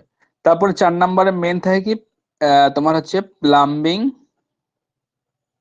ফ্রক বলা হয় ওটাকে, বা প্লাম্বব, সবাই যেন প্লাম্বব বলুন। ঠিক আছে, এগুলো হচ্ছে প্লেন টেবিল সার্ভে হচ্ছে কি তোমার ইনস্ট্রুমেন্ট। এখন এই যে প্লেন টেবিল সার্ভে আছে, প্লেন টেবিল সার্ভে কোন কোন পদ্ধতিতে করা হয় দেখো। এই যে প্লেন টেবিল সার্ভে প্রধানত 4টে পদ্ধতির মাধ্যমে করা হয়, কিন্তু সব থেকে বেশি পপুলার হচ্ছে ইন্টারসেকশন সেকশন পদ্ধতি এবং রেডিয়েশন পদ্ধতি। কি বলছি, প্লেন টেবিল সার্ভে 4টে পদ্ধতির মাধ্যমে করা হয়। মেথডস আমি যদি লিখে দিই এখানে, মেথডস, মেথডস কি থাকবে না, মেথডস হচ্ছে কি প্লেন টেবিল সার্ভে 4টে মেথডের মাধ্যমে করা হয়। একটি কি, একটি হচ্ছে রেডিয়েশন, রেডিয়েশন মেথড।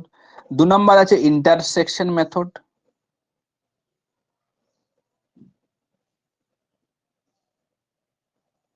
3 নম্বরে কি আছে, ট্রেভার্স মেথড। আমি মেথড গুলো এখানে বলবো না, এগুলো প্র্যাকটিক্যালের ব্যাপার, এগুলোতে কোশ্চেনও দেবে না। 4 নাম্বার আছে রিসেকশন মেথড। এই চারটে মেথডের সাহায্যে তোমার হচ্ছে কি তোমার আহ বেশিরভাগ যে সার্ভেইং গুলো, আমাদের যে ইনস্ট্রুমেন্টাল যে সার্ভেইং গুলো, সেই ইনস্ট্রুমেন্টাল সার্ভেইং গুলো কিন্তু করা হয়। তাহলে দেখো মেথডস হচ্ছে কি radiation, intersection, traverse and resection. এখন দুটো প্রধান হচ্ছে রেডিয়েশন এবং হচ্ছে ইন্টারসেকশন মেথড। রেডিয়েশন মেথড কি? রেডিয়েশন মেথডে মনে রাখবে, রেডিয়েশন মেথডের ক্ষেত্রে কোনো একটি মাত্র এখানে স্টেশন থাকবে, একটি মাত্র স্টেশন থেকে সমস্ত যে টার্গেট অবজেক্ট গুলো থাকবে, সেই টার্গেট অবজেক্ট গুলোকে আমরা দেখব এবং আহ অঙ্কন করব। যেমন হচ্ছে কি ধরি একটি স্টেশন থাকবে, এই স্টেশন থেকে এখানে এ, এখানে বি, এখানে সি, এখানে ডি অবজেক্ট গুলো আছে। স্টেশন আমার একটি, এই স্টেশন থেকে আমি এ কে দেখলাম, এই স্টেশন থেকে বি কে দেখলাম, এই স্টেশন থেকে সি কে দেখলাম, এই স্টেশন থেকে আমি ডি কে দেখলাম। এই পদ্ধতিটাকে বলা হয় রেডিয়েশন মেথড। রেডিয়েশন মানে রেডিয়েট করা, কোনো একটি জায়গা থেকে রেডিয়েট করছে। সুতরাং কোনো একটি পয়েন্ট থেকে যখন বিভিন্ন টার্গেট অবজেক্ট গুলোকে আমি যখন নিয়ে কাজ করব, তখন সেটাকে বলা হয় রেডিয়েশন মেথড। ঠিক আছে। এইবার আছে কি তোমার রেডিয়েশন মেথড, আরেকটা আছে ইন্টারসেকশন মেথড। দেখো ইন্টারসেকশন মেথড হচ্ছে কি, এখানে মনে রাখবে ইন্টারসেকশন মেথডে কি করা হচ্ছে, ইন্টারসেকশন মেথডে করা হচ্ছে কি দুটো পয়েন্ট, দুটো স্টেশন আছে, সেটা এ বি হতে পারে, X Y Z sorry X বা ওয়াই হতে পারে।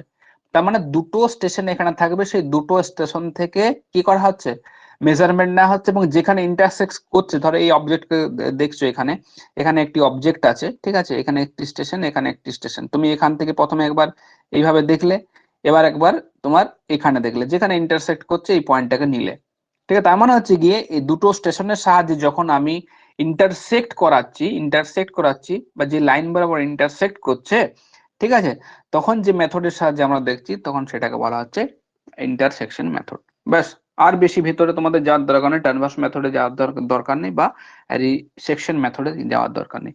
এখন এই যে প্লেন টেবিল সার্ভে, এখান থেকে কোশ্চেন দেয়, এখানে সুবিধা এবং অসুবিধা, যে প্লেন টেবিলের কি কি সুবিধা আছে বা অসুবিধা আছে, এগুলো নিয়ে আমাদের কিন্তু কোশ্চেন দেয়। তাহলে প্রথম সুবিধা কি আমরা বলতে পারি, যে প্লেন টেবিলের প্রথম সুবিধা কি? না, প্রথম সুবিধা মনে রাখবে, ফার্স্ট মেরিটস আমরা বলতে পারি যে সুবিধা, প্রথমে আমরা বলতে পারি যে এটি ছোট। 1 নাম্বার সুবিধা লিখবে যে ছোট অঞ্চলের জন্য খুবই উপযোগী, অঞ্চলের জন্য খুবই উপযোগী, এটা গেল। তারপরে আছে কি তোমার খুব কম সময় অঙ্কন করা যায়, যেহেতু অত ক্যালকুলেশনের ব্যাপার নেই, ওই জন্য কি, ওই জন্য 2 নম্বরে লিখবে যে খুব কম সময়ে অঙ্কন করা যায়।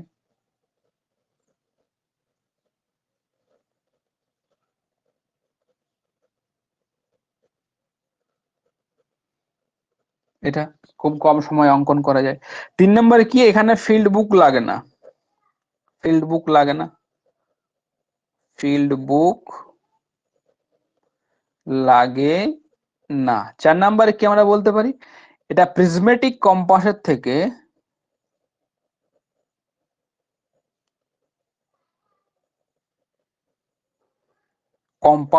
থেকে বেশি উপযোগী। কারণ প্রিজমেটিক কম্পাসে কি হয়, প্রিজমেটিক কম্পাস যখন সার্ভে করি আমরা, পাশাপাশি যদি ম্যাগনেটিক যে ডিক্লিনেশন বা আকর্ষণ যদি কোনো বস্তু দ্বারা প্রভাবিত হয়, সেক্ষেত্রে মানটা এরর বেরোয় কিন্তু। মানে বড় কোনো লোহার যদি অবজেক্ট থাকে বা অ্যাট্রাকশন কোনো ক্ষমতা থাকে, কোনো ভারী অবজেক্ট থাকে, সেই অবজেক্টের দিকে কম্পাসটা কিন্তু অ্যাট্রাক্ট হতে পারে, ঠিক আছে। তাহলে এটি বলতে পারি যে প্রিজমেটিক কম্পাসের থেকে বেশি উপযোগী, ঠিক আছে। এই পয়েন্টটা কিন্তু বেশি করে মনে রাখবে। অসুবিধা কি আছে, ডিমেরিটস কি আছে? না, অসুবিধা আছে কি, এই যে তোমার প্লেন টেবিল যেটা তুমি এটা করো, মানচিত্র অঙ্কন পদ্ধতি বা সার্ভেইংটা করো, সেখানে কি হয়, সেক্ষেত্রে কাগজের আমরা ব্যবহার করি। এখন আর্দ্র জলবায়ুযুক্ত অঞ্চলে তুমি তো কাগজ ব্যবহার করতে পারবে না, কাগজ ভিজে যাবে, অঙ্কন করতে পারবে না। এটা শুষ্ক বা ট্রপিক্যাল এরিয়ার পক্ষে কিন্তু খুবই উপযোগী। বাট বাট হচ্ছে কি তোমার আর্দ্র আর্দ্র যে সমস্ত জলবায়ুযুক্ত অঞ্চল আছে, হিউমিড ক্লাইমেটিক কন্ডিশন যে সমস্ত জায়গাতে পাওয়া যায়, সেই সমস্ত জায়গায় তুমি কিন্তু এই যে এই যে প্লেন টেবিল সার্ভে তুমি কিন্তু ব্যবহার করতে পারবে না। তাহলে এটা কি লিখবে, যে আর্দ্র জলবায়ুযুক্ত অঞ্চলে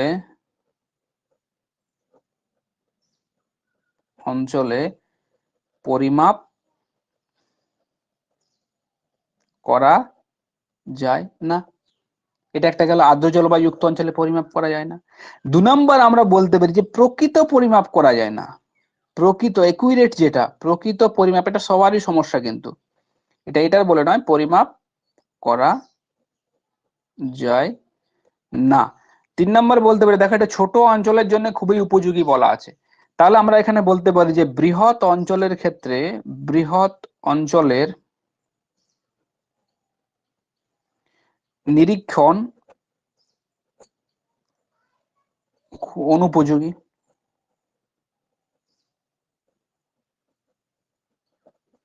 এখানে তুমি যে মানচিত্রটা, যেহেতু এখানে কোনো যন্ত্র বা ইনস্ট্রুমেন্টের ব্যবহার করছো না, যে মানচিত্রটা তুমি আঁকছো প্লেন টেবিলের সাহায্যে, বা যে ছবিটা তুমি আঁকছো বা যে সার্ভেটা তুমি করছো, সেই সার্ভেটাকে আর তুমি রিক্রিয়েট করতে পারবে না। তার মানে যেহেতু আমি এখানে ইনস্ট্রুমেন্ট ব্যবহার করছি না, ডাটা সেভাবে থাকছে না, তার মানে কি যন্ত্রের ব্যবহার থাকছে না, বলে কি মানচিত্রকে কিন্তু পুনরায় অঙ্কন করা যায় না। লিখবে, যেহেতু যন্ত্রের আমি ব্যবহার করছি না, সেই জন্য মানচিত্রকে রিক্রিয়েট করা যায় না। যেটা আমি করলাম সেটাকে আমি পুনরায় রিক্রিয়েট করতে পারবো না, মানচিত্রকে পুনরায় অঙ্কন করা যায় না।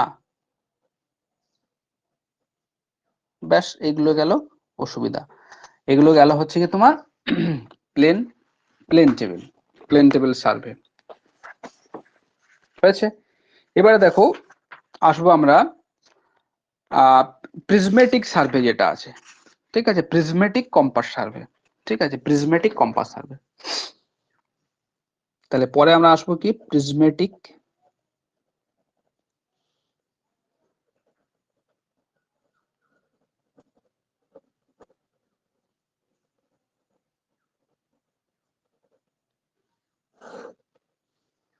প্রিজমেটিক কম্পাস তোমরা মোরলে সবাই দেখেছো, ব্যাপারটা কি থাকে।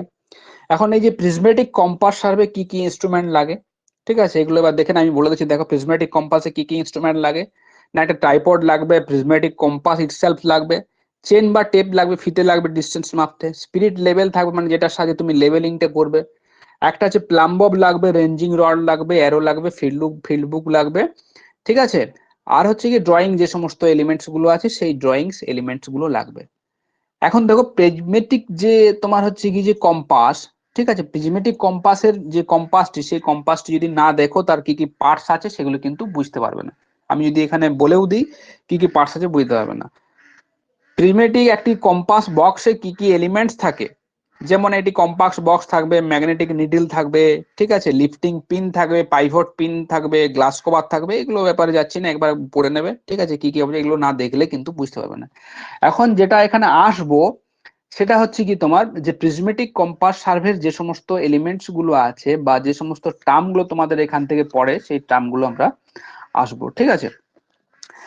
প্রথমে আসে বিয়ারিং। দেখো, আমরা যখন করি কোনো একটি বিন্দু থেকে অপর একটি বিন্দুতে, এইভাবে যখন আমরা প্রিজমেটিক কম্পাসের মাধ্যমে দেখি, তার মানে আমরা কি দেখছি, অ্যাকচুয়ালি বিয়ারিং দেখছি। বিয়ারিং মানে কি, বিয়ারিং মানে হচ্ছে এঙ্গুলার ডিস্টেন্স। এবারে এঙ্গুলার ডিস্টেন্সও হচ্ছে কি রিলেটিভ, এঙ্গুলার ডিস্টেন্সও কিন্তু হচ্ছে রিলেটিভ, মানে কোনো একটি অবজেক্টের সাপেক্ষে সেই বস্তুটি যে অ্যাঙ্গেল করছে তাকেই বলা হয় বিয়ারিং। বিয়ারিং এর যদি বাংলা করি, সিম্পলি হয় কৌণিক দূরত্ব বা কোণ বা অ্যাঙ্গেল। তাহলে অ্যাঙ্গেল কি, একটা লাইন টানলাম, এটা তার অ্যাঙ্গেল হতে পারে না। হতে পারে কি, এই লাইনটার অ্যাঙ্গেল আমি যদি বলি কত অ্যাঙ্গেল, মাপতে পারবো না। কারণ কি, আমাকে কোনো একটি রিলেটিভ রিলেটিভ ডাইরেকশন লাগবে। যদি বলি এই লাইনটার সাপেক্ষে এটা কত কোণ করে আছে, তখন কিন্তু আমরা বলতে পারবো এটা কত ডিগ্রি কোণে হেলে আছে। তার মানে হচ্ছে গিয়ে বিয়ারিং, বিয়ারিং জিনিসটা হচ্ছে গিয়ে তোমার কোন একটি লাইন বা কোন একটি স্টেশন রেফারেন্স পয়েন্টের সাপেক্ষে বা রেফারেন্স লাইনের সাপেক্ষে যে অ্যাঙ্গেল করে বা যে অ্যাঙ্গুলার ডিস্টেন্স কভার করে, তখন সেটিকে বলা হয় কি, সেটিকে বলা হয় বিয়ারিং। যেমন আমরা প্রথমে সার্ভেইং এর প্রথমেই পড়েছিলাম যে আমাদের নর্থ লাইন কিন্তু অবশ্যই লাগবে, পড়েছিলাম না প্রথমে, যে নর্থ লাইন কিন্তু অবশ্যই লাগবে।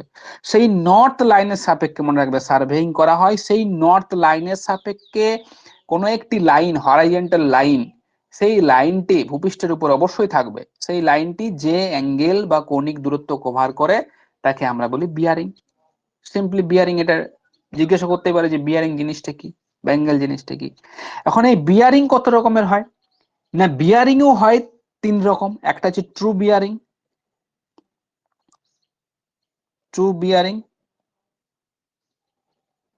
সরি,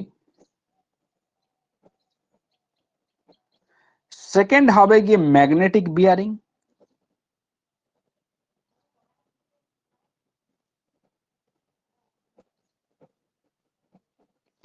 তিন হবে অ্যাজিউমড বিয়ারিং। অ্যাজিউমড বানান এত ভুল হচ্ছে,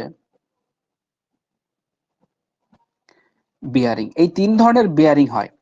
এখন এই 3 ধরনের বিয়ারিং কার রেসপেক্ট, প্রত্যেকটি লাইন দেখো। ট্রু বিয়ারিং হচ্ছে গিয়ে ট্রু নর্থের সাপেক্ষে, ট্রু বিয়ারিং হয় ট্রু বিয়ারিং হয় ট্রু নর্থের রেসপেক্টিভে। ম্যাগনেটিক বিয়ারিং হয় আমাদের যে পৃথিবীর যে ম্যাগনেটিক তোমার হচ্ছে নর্থ আছে সেই ম্যাগনেটিক নর্থের সাপেক্ষে। অ্যাজিউমড বা লোকাল বিয়ারিং, এটা অনেক সময় লোকাল বিয়ারিংও বলা হয়। অ্যাজিউমড বা লোকাল বিয়ারিং হয় কোন একটি স্থানের রেফারেন্স লাইনের সাপেক্ষে। তার মানে আমরা ট্রু বিয়ারিং মানে কি, ট্রু বিয়ারিং মানে এখানে বলা হচ্ছে আমার যে পৃথিবী আছে, আমি আগেই বললাম যে পৃথিবী আছে, পৃথিবীর যে তোমার ইয়েগুলো আছে, যে মেরিডিয়ান গুলো আছে, সেই মেরিডিয়ান গুলো যেখান বরাবর বা উত্তরে যে জায়গা বরাবর মিলিত হচ্ছে সেটা হচ্ছে কি তোমার এখানটা হচ্ছে গিয়ে ট্রু নর্থ। এটা হচ্ছে ট্রু নর্থ বা জিওগ্রাফিক্যাল নর্থ। ঠিক আছে, এটা হচ্ছে কি ট্রু নর্থ। তাহলে ট্রু নর্থের সাপেক্ষে যদি আমি একটি লাইন অঙ্কন করি, নর্থ সাউথে এইভাবে একটি লাইন আমি অঙ্কন করি, এই লাইনের সাপেক্ষে ভূপৃষ্ঠের উপর কোন একটি অনুভূমিক লাইন যে কোণ করে থাকবে থিটা কোণ করে থাকবে, ঠিক আছে, সেটিকে বলা হচ্ছে ট্রু বিয়ারিং।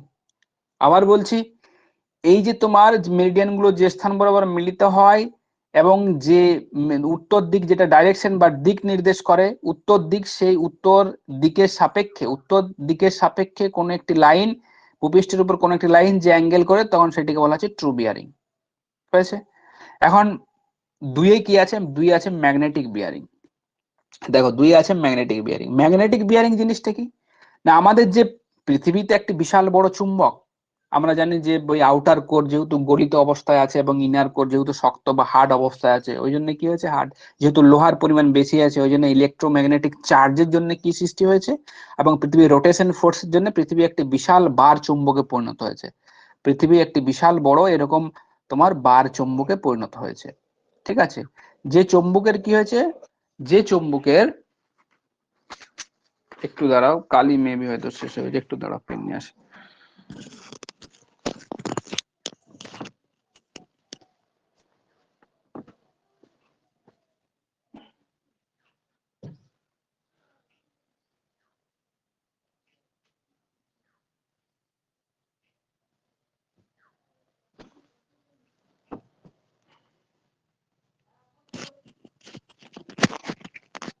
হ্যাঁ, তো যেটা বলছিলাম যে পৃথিবী একটি বিশাল বড় কিন্তু বার চুম্বক।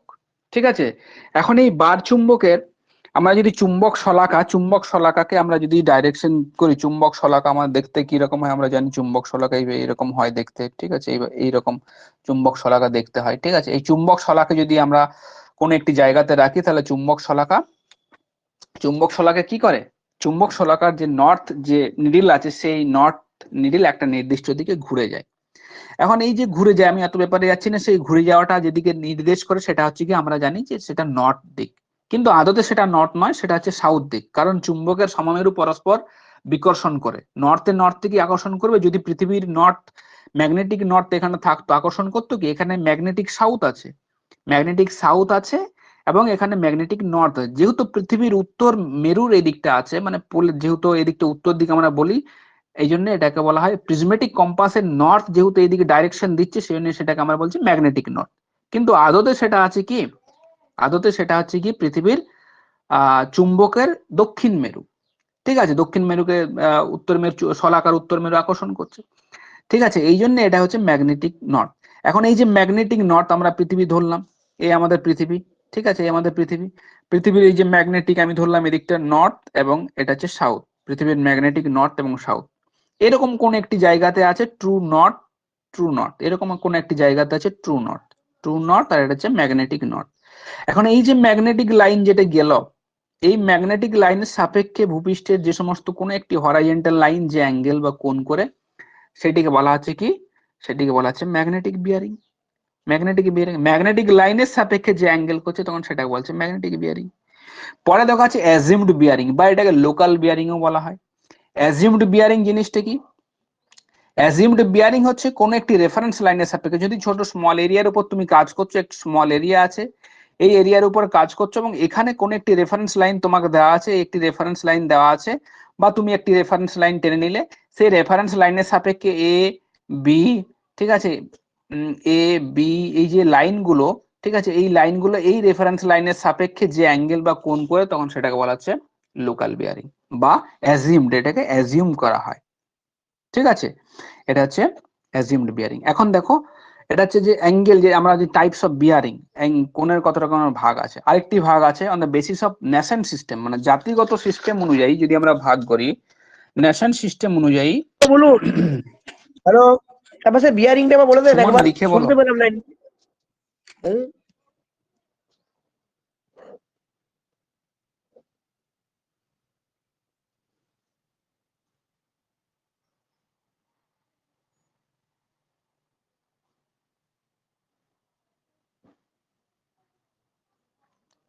আচ্ছা, লিখে বলবে, যদি অসুবিধা থাকে লিখে বলবে। নেশন সিস্টেম অনুযায়ী বিয়ারিং বিয়ারিং দু ধরনের হয়। একটা হচ্ছে ডাব্লিউসিবি, দেখো এখান থেকে কোশ্চেন আছে, ক্যালকুলেশন গুলো আজকে করবো না, ক্যালকুলেশন গুলো পরের দিন করবো। একটা হচ্ছে হোল সার্কেল বিয়ারিং, এবং একটি হচ্ছে কিউবি বা কোয়াড্রেন্টাল বিয়ারিং। আচ্ছা, শুনতে পেলে না, ঠিক আছে, আমি এটাকে বলে নিই। ডাব্লিউসিবি এবং কিউবি। ডাব্লিউসিবি বলা হয় হচ্ছে হোল সার্কেল বিয়ারিং। কি বলা হয়? এটা whole circle bearing.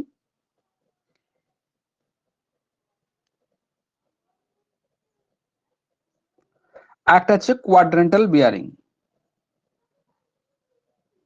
Quadrant bearing. বিভিন্ন দেশে বিভিন্ন ধরনের পদ্ধতি ব্যবহার করা হয়। হোল সার্কেল বিয়ারিং এর ক্ষেত্রে কি করা হয়? হোল সার্কেলিং বিয়ারিং এর ক্ষেত্রে তোমার টোটাল পৃথিবীকে 360 ডিগ্রি হিসেবে ধরা হয়, 360 ডিগ্রি হিসেবে ধরা হয়। এখানে কি নর্থ, সাউথ, ইস্ট, ওয়েস্ট থাকবে। ঠিক আছে, টোটাল এখানে যে ভ্যালুটা থাকবে, টোটাল যে ভ্যালুটা কত থাকবে? 360 ডিগ্রি। মানে টোটাল যে রাউন্ড শেপ, পৃথিবীর রাউন্ড শেপ, এখানে কি করা হয়? 360 ডিগ্রি হিসেবে করা হয়। এখানে কি থাকবে? এখানে থাকবে হচ্ছে কি তোমার 90 ডিগ্রি ইস্ট, এখানে থাকবে 180 ডিগ্রি, 180 ডিগ্রি সাউথ, এখানে থাকবে 270 ডিগ্রি ওয়েস্ট, এখানে থাকবে 360 ডিগ্রি। তাহলে হোল সার্কেল বিয়ারিং কি করা হচ্ছে? একটা one type of British measurement system, যে সিস্টেমে 0 থেকে 360 ডিগ্রি পর্যন্ত, 360 ডিগ্রি পর্যন্ত তোমার হচ্ছে কি তোমার বিয়ারিং গুলো থাকছে। ঠিক আছে, এখানে কোনো symbol north, south, east, West এরকম লেখা থাকবে না। এখানে শুধুমাত্র কি লেখা থাকবে? এখানে শুধুমাত্র 360, 90, 180, 270 এইভাবে কিন্তু থাকবে। আরেকটি আছে কোয়াড্রেন্টাল বিয়ারিং, কিউবি বলা হয়, যেটাকে কোয়াড্রেন্ট বলা হয়। তার মানে একটি সার্কেলকে আমরা 4টা ভাগে ভাগ করতে পারি। একটি সার্কেল থাকবে, সেই সার্কেলকে আমরা 4টে ভাগে ভাগ করছি। সেই 4টে ভাগে ভাগ করার পর কি করছি? আমরা নর্থ, সাউথ, ইস্ট, ওয়েস্টে এরকম ভাগ করছি, এবং এগুলিকে কি করছি? এটিকে নর্থ ইস্ট আমরা বলছি, এটাকে সাউথ ইস্ট বলছি, এটাকে আমরা বলছি সাউথ ওয়েস্ট বলছি, এটাকে নর্থ ওয়েস্ট বলছি। এবং অবশ্যই এখানে 0 থাকবে, এদিকে 0 থাকবে, এদিকে 90 থাকবে, মেন দুটো ভাগে এদিকে 90 থাকবে। ঠিক আছে, এদিকে 90, এদিকে 0, যেহেতু 0 থাকবে, এদিকে 90 থাকবে, এদিকে আবার 0 থাকবে। সুতরাং এই যে কোয়াড্রেন্টাল বিয়ারিং যে সিস্টেম, এটা একটা one type of American system. এগুলো আমি আগের ক্লাসে করেছিলাম, তোমাদের না, বর্ধমানে আমেরিকান সিস্টেম। এখানে রেঞ্জটা থাকবে, যে ভ্যালুটা থাকবে সেটা অলওয়েজ সবসময় 0 থেকে 90 এর মধ্যে থাকবে। এখানে কি? এখানে 4টে কোয়াড্রেন্ট থাকবে, 4টে কোয়াড্রেন্ট থাকবে। যেহেতু কোয়াড্রেন্ট বিয়ারিং, কোয়াড্রেন্ট মানে হচ্ছে ভাগ, কোয়াড্রেন্ট থাকবে, 4টে কোয়াড্রেন্ট থাকবে। প্রত্যেকটি হচ্ছে বিয়ারিং হচ্ছে কি এইভাবে থাকবে, এইভাবে। এটা হচ্ছে গিয়ে 0 থেকে 90, এখানে যেহেতু 0 আছে, 0 থেকে এদিকে 90 থাকবে। ঠিক আছে, এখানে 90, এখানে 0 থেকে 90 এদিকে যাবে। ঠিক আছে, মেজারমেন্ট গুলো, এদিকে 90 আছে, 0 থেকে 90 এদিকে আসবে। ঠিক আছে, প্রত্যেকটি দেখো আলাদা আলাদা কিন্তু কোয়াড্রেন্টে কিন্তু পরিণত হয়েছে। এই কোয়াড্রেন্ট গুলোতে কিন্তু বিভিন্ন বিয়ারিং এর মান পাওয়া যায়, এখানেও বিয়ারিং মান পাওয়া যায়। এই বিয়ারিং গুলোকে বিভিন্ন জায়গাতে কাজে লাগানো হয়। এখন তোমাদের পরীক্ষাতে কি কোশ্চেন আসবে? পরীক্ষাতে কোশ্চেন আসবে এই যে কনভার্সন, হোল সার্কেল বিয়ারিং থেকে বলে দেবে, হোল সার্কেল বিয়ারিং থেকে, হোল সার্কেল বিয়ারিং থেকে তুমি করো কোয়াড্রেন্ট বিয়ারিং, বা কোয়াড্রেন্ট বিয়ারিং থেকে তুমি করবে হোল সার্কেল বিয়ারিং। এগুলো কিন্তু পরীক্ষাতে দেয়। কি রকম এগুলো আমরা পরের দিন দেখবো। যেমন ধরো দিয়ে দিল যে কোনো একটি জায়গার 85°30' আছে, এটিকে বলবে এটি আছে WCB তে, এটিকে তুমি করবে কোয়াড্রেন্টাল বিয়ারিং এ কত হবে, ঠিক আছে। বা কিউবি একটা দিল, যে কিউবি দিল হচ্ছে কি ধরো 45° ইস্ট হচ্ছে কি দিল কিউবি, এটাকে বলবে কনভার্সন করো হোল সার্কেল বিয়ারিং এ, কনভার্সন, ঠিক আছে। এইগুলো কিন্তু মনে রাখবে, তো পরীক্ষাতে কিন্তু আসে, এইগুলো কনভার্সন ফর্মুলা আছে, সেই কনভার্সন ফর্মুলা অনুযায়ী তোমাদের কিন্তু করতে হবে। এটা পরের ক্লাসে আমরা আলোচনা করব, ঠিক আছে। বাকি যে পার্টটা থাকলো সার্ভেইং এর রেস্ট অফ দা পার্ট, আর বেশি কিছু নেই, দুটো কি তিনটে আছে, সেই তিনটে আমি বলে দেবো। আর তোমাদের যে ব্যাচ 4 অনলাইন এসএসসি যেটা যে গ্রুপটা আছে, ওই গ্রুপে তোমাদের প্রজেকশন চলছিল, প্রজেকশনটা হয়তো একটু ডিলে হবে। আমি দেখি যদি অন্য এক্সট্রা করে ক্লাস না যায় আমি করিয়ে দেবো, ঠিক আছে, প্রজেকশনেরটা।